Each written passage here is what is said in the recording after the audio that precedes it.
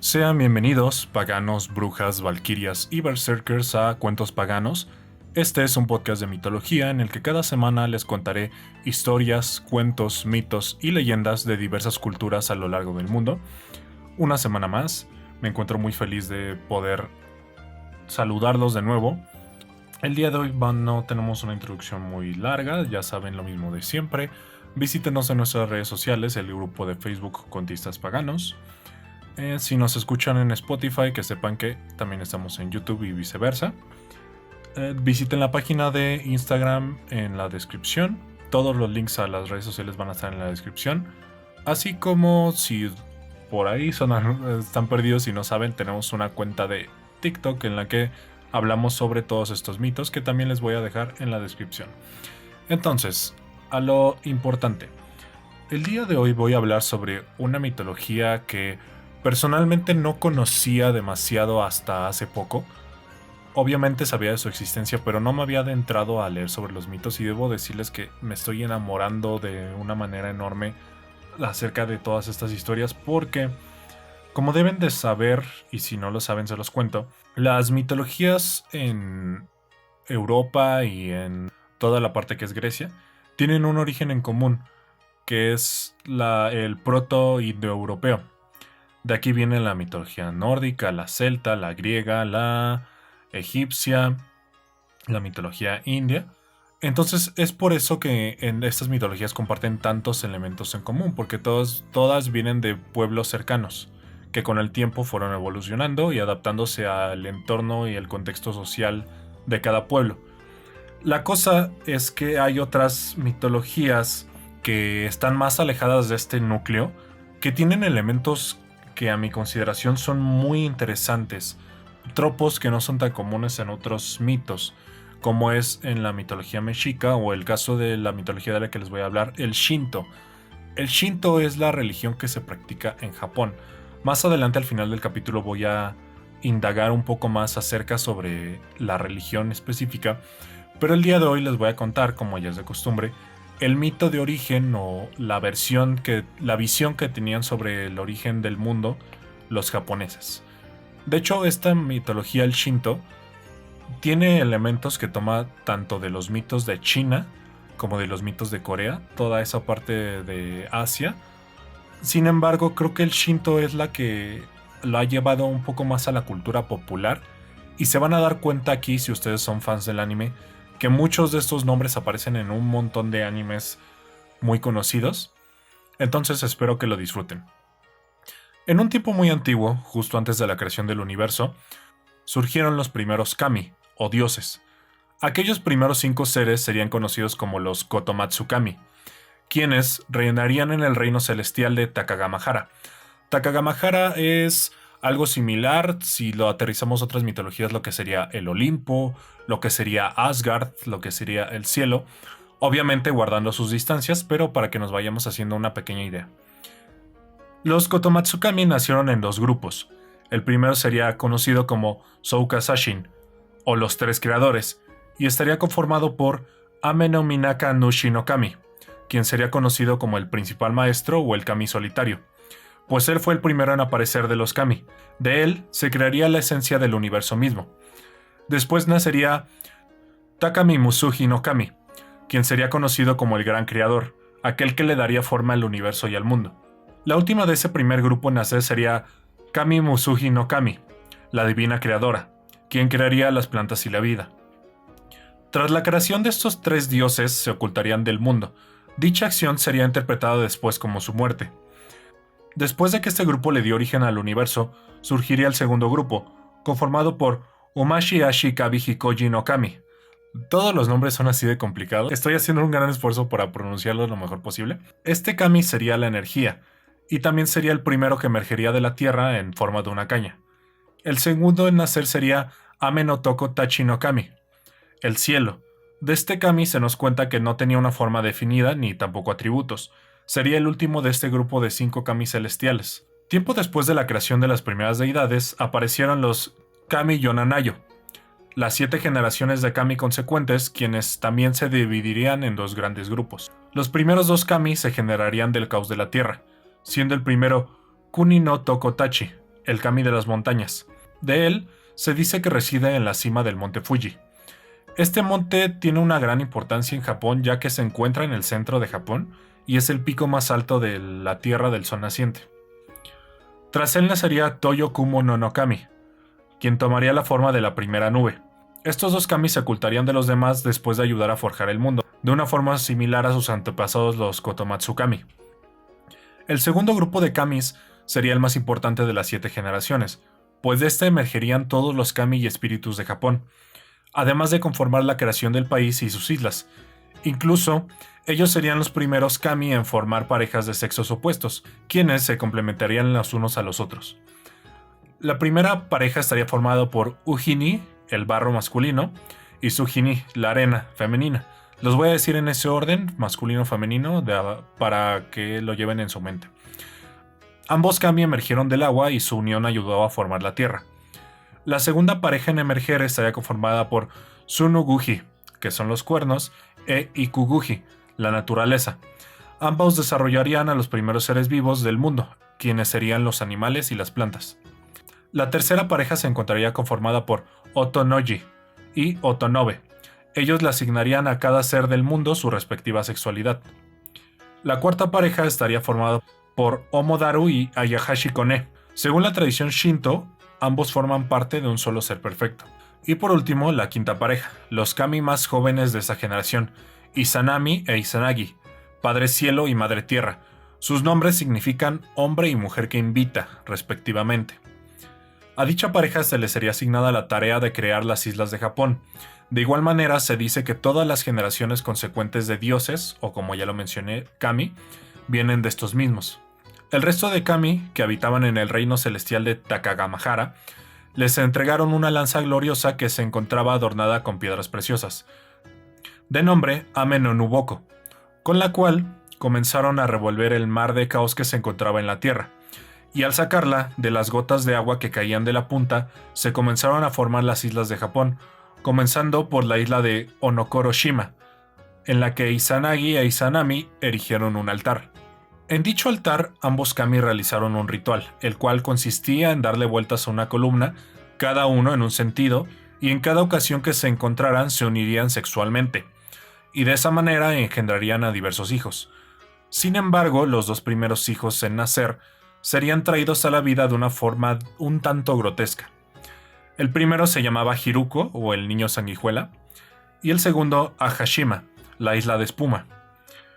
Tras el descontento, la pareja decidió acudir con sus hermanos en Takagamahara para que les orientaran sobre el porqué de dicha situación, a lo que los kami se pronunciaron diciendo que ambos hijos habían nacido deformes debido a que, en el acto sexual, la mujer había sido la primera en pronunciarse. No voy a emitir comentarios, yo solamente cuento la historia. Después de esto, Izanagi e Izanami bajaron de nuevo al altar y comenzaron con el ritual, pero esta vez siendo Izanagi quien hablara primero. De estas uniones nacieron las islas que conformaban el archipiélago japonés. En el orden de nacimiento fueron la isla de Honshu, la isla central de Japón y de mayores dimensiones, la isla de Shikoku, que poseía un cuerpo y 4 caras, la isla de Okinawa, la isla de Kishu, la cual también poseía un cuerpo y 4 caras, y por último, la isla de Hokkaido. Debo decir que estoy muy agradecido con este capítulo porque me ayudó a entender geografía de Japón, algo que creo que de ninguna otra manera hubiera investigado. Pero los invito a, si en este momento nos están escuchando, busquen un mapa sobre Japón y vean más o menos la distribución de las islas. Y además de eso, comentarles como dato curioso que las 4 caras que se menciona que tienen 2 islas representan la distribución de los distritos de las mismas. Mucho tiempo había pasado desde que la pareja de kami habían dado forma al país del sol naciente, además de dar vida a una enorme cantidad de dioses. Sin embargo, la tragedia llegaría a sus vidas. Un día, Izanami daría a luz a una bestia de nombre Kagotsuchi, quien sería el kami del fuego. Este evento la dejó herida, por lo que murió. Se quemó con el fuego, entonces causó heridas mortales. Izanagi, molesto, asesinó a Kagotsuchi despedazándolo. Se dice que de cada parte de su cuerpo fueron naciendo nuevos kami. Pasó un tiempo y el señor celestial se sentía solo sin su compañera, por lo que decidió bajar por ella al reino del inframundo, o también conocido con el nombre de Yomi. Al entrar al Yomi, Izanagi se encontró con un mundo completamente distinto a lo que había conocido. En su viaje se encontró con oscuras planicies llenas de niebla, volcanes en constante erupción y enormes bosques tan densos y oscuros que cualquiera se habría perdido en su extensión. Tras su largo viaje, Izanagi se encontró con su esposa, en medio de una planicie oscura. Al interactuar, Izanagi le pidió a Izanami que regresara con él a la Tierra. Lamentablemente esto no podría llevarse a cabo. Esto debido a que Izanami se había alimentado y bebido de los frutos y el vino del Yomi. Si ustedes son fans de la mitología, deben saber que existe un enorme paralelismo aquí con la historia de Hades y Perséfone de la mitología griega. Pequeño spoiler porque voy a hablar de esa historia más adelante, pero en la historia griega, Hades le da a Perséfone 6 frutos de granada, y debido a esos 6 frutos tiene que pasar 6 meses con él en el inframundo. Esos 6 meses que Perséfone está con Hades en el inframundo, su madre Deméter no deja que crezcan las plantas en la tierra, y eso explica las últimas 2 estaciones del año, que es otoño e invierno, donde se supone que no debería crecer nada. Bien, a pesar de lo que había sucedido, Izanami le pidió a su esposo que la esperara para ir a hablar con los regentes del inframundo. Esto para convencerlos de que la dejaran regresar, pero la Madre Tierra le pidió a su esposo que la esperara y que por ningún motivo fuera a buscarla, así como que no encendiera ninguna luz mientras se encontraba en el Yomi. Izanami partió a lo más profundo del abismo, en donde, conforme iba pasando el tiempo, poco a poco comenzó a impacientarse. Se dice que esperó durante más tiempo del que ningún mortal podría haber vivido, y en un punto la locura comenzó a apoderarse de su ser. Sumido en la oscuridad, decidió tomar una de las peinetas que tenía en su cabello y prenderle fuego, partiendo en búsqueda de su amada. Después de un tiempo llegó a una antigua cabaña abandonada en la que encontró el cuerpo putrefacto de Izanami siendo devorado por demonios del trueno. Izanagi se sintió aterrorizado por la escena, soltando un grito de horror tras mirar la imagen desfigurada de quien en vida fuera su mujer, y con ello despertando a Izanami. Al percatarse de la presencia de Izanagi, Izanami se enfureció, y envió a las bestias y demonios del Yomi tras de su esposo, llena de cólera pues el Señor del Cielo había faltado a su promesa. Izanagi comenzó a huir del Yomi, con todos los espíritus malignos detrás de él. Al llegar a la entrada física del inframundo, pudo notar la presencia de su esposa, quien había emprendido en su persecución. Al salir del inframundo, Izanagi tomó una pesada piedra y con ella tapó la entrada. Tras la piedra pudo escuchar la voz de Izanami, quien le dijo que la piedra no importaba, pues eso no sería capaz de detenerla. El Señor del Cielo le dijo a su esposa que no planeaba más seguir en la tierra, y que viajaría a Takagamahara, donde no podría encontrarle jamás, además de terminar en ese momento con su lazo matrimonial. Izanami, molesta, instauró una maldición sobre el mundo, y le dijo que por cada día que pasara mataría a 1000 humanos, a lo que Izanagi contestó que él crearía a 1500 más. Algunos dicen que con estas acciones, Izanami se convirtió en la primera Shinigami de la historia. Los Shinigami son dioses oscuros del inframundo del Yomi, como ya lo mencioné. Espero hablar más a detalle de ellos, pero son muy populares en la cultura en general. Me parece que uno de los personajes del anime Death Note es un Shinigami. Creo que se llama Ryuk. La verdad les pido una disculpa, no soy tan fan del anime, pero últimamente estoy viendo un poquito más porque me encanta la cultura japonesa. Después de eso, Izanagi partió de aquel lugar en rumbo del reino celestial. Al reino celestial, pero antes debía purgar toda la contaminación que el inframundo había dejado en su ser, por lo que se dirigió a unas aguas termales mágicas. Al llegar allí, el dios comenzó a desvestirse y de su ropa y piel al contacto con el agua comenzaron a nacer nuevos kami, pero los más importantes de aquí sería un grupo conocido como los 3 niños nobles, los cuales serían Amaterasu, kami del sol, quien nació del ojo derecho de Izanagi, Tsukuyomi, kami de la luna, quien nació de su ojo izquierdo, y Susanoo, kami de las tormentas y el mar, quien nacería de su nariz. Antes de partir hacia Takagamahara, Izanagi dejó encargado el orden del mundo a sus 3 hijos, entregándoles un espejo a Amaterasu, de nombre Yata no Kagami, y unas joyas a Tsukuyomi, de nombre Yasakani no Matagama. Tiempo después estas reliquias serían entregadas por Amaterasu a los emperadores de Japón como símbolo de su poder, pues se dice que Amaterasu es antepasada de todos los emperadores de Japón, ya que su nieto sería el primer emperador. Además de ello, a partir de aquí comienza una saga muy interesante que es un conflicto entre Susanoo y Amaterasu. Amaterasu es, como ya lo mencioné, la diosa Kami del Sol, es prácticamente la diosa más importante del Shinto, pero resulta ser que su hermano le tenía celos. Entonces comenzó a hacer varias cosas para intentar sacarla de su poder, pero eso se los contaré en la próxima historia que hablemos sobre Shintoísmo. Muy bien, pues hasta aquí llegamos al final del mito, pero cada capítulo intentaré hablar un poco, profundizar un poco más en la filosofía y en la religión de la historia que estoy contando.